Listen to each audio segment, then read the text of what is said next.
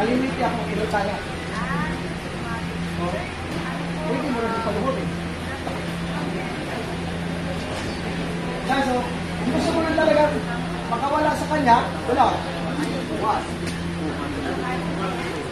Gusto mo siya ilak. Hawa. Ito. Nakalak ang braso niya. Kung gusto mo naman yung ginagawa na nag-intihan sa ito sa akin, ang situation ito, tutulak. Tingnan mo, distraction ang pagtulak ng tao.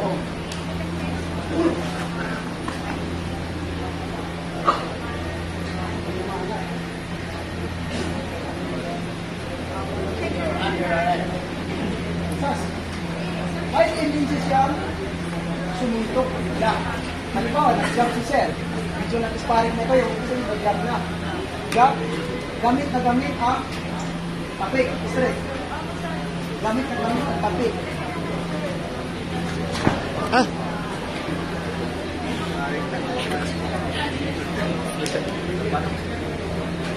Bakit ako na laging advance ang panghawa? Bakit ako na laging advance panghawa? Pagtapik. Stretcher.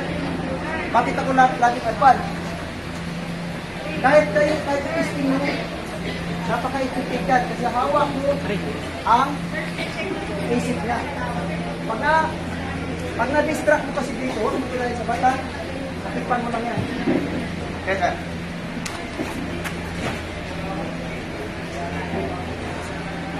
Kaya pag mahalaga yung tapik. Kaya gumamit tayo ng elbow kanina, elbow control, back elbow, pasok, aristing.